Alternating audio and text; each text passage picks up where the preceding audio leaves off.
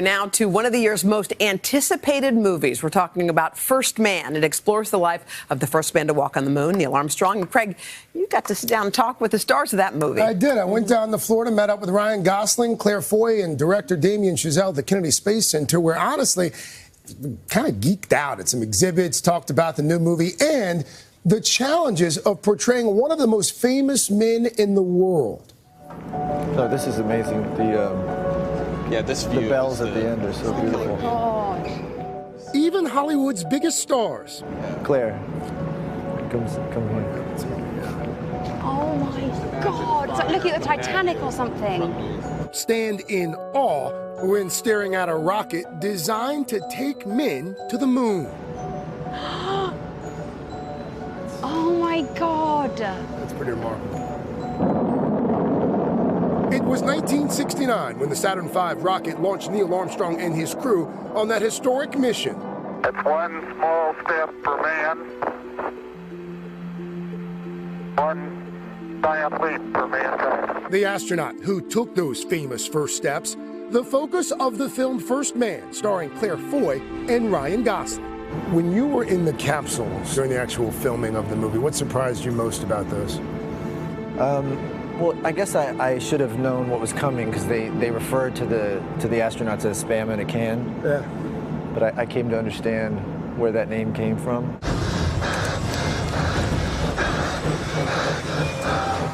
It's really hard to convey just how small they are. Yeah. And just how dangerous it all was.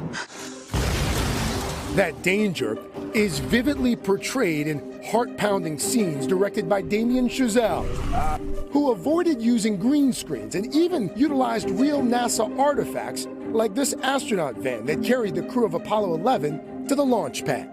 They towed this van out for us to load the actors into. It was kind of I think we were all pinching ourselves because Buzz and Mike Collins were both on set when we shot this. We had Ryan, Corey Stahl, and Lucas Haas fully suited up, exiting the actual door. We couldn't drive the van, so they just go into it. It doesn't go anywhere. But to be able to use the actual thing, it was surreal. The movie follows Armstrong over the 9 years leading up to his trip to the moon. We're planning on that flight being successful.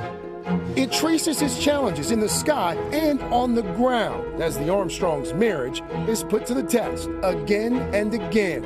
Claire Foy plays Armstrong's wife, Janet. But you're a bunch of boys making models out of balsa wood. You don't have anything under control. Claire, my wife and I love The Crown, so when we watched this movie, there was an obvious similarity between the Queen and Janet. One of those similarities being they're both thrust into the spotlight. They definitely share a similarity in the sense that they neither of them express themselves openly to lots of people. But it sort of ends there, really, I think. I think Janet has an amazing ability to know when she needs to step up, know when she needs to speak out, and know when she's had enough. It allows us to see things. While the film has already received some critical acclaim, it's also received some criticism for leaving out a key moment. The president, a few senators, a couple of people have commented that the U.S. flag is not depicted explicitly being planted on the moon. What would you say to that? What would you say to that criticism? It was all about paying tribute, I think, to real American heroes who did extraordinary things. You know, this conversation is largely happening amongst I would say almost entirely amongst people who haven't seen the film, because I do think it's a very patriotic film, and I feel Neil and Janet's story is worth the tribute that this movie attempts to pay to it. A story sure to inspire its audiences, just as it inspired its lead actor. How much of Neil Armstrong is like Ryan Gosling? How much do you like Neil? Not enough. Yeah, you know, it was a struggle to connect to him because he's so extraordinary in so many ways. And yeah, it was an honor to get to try and personify somebody that I came to admire so much.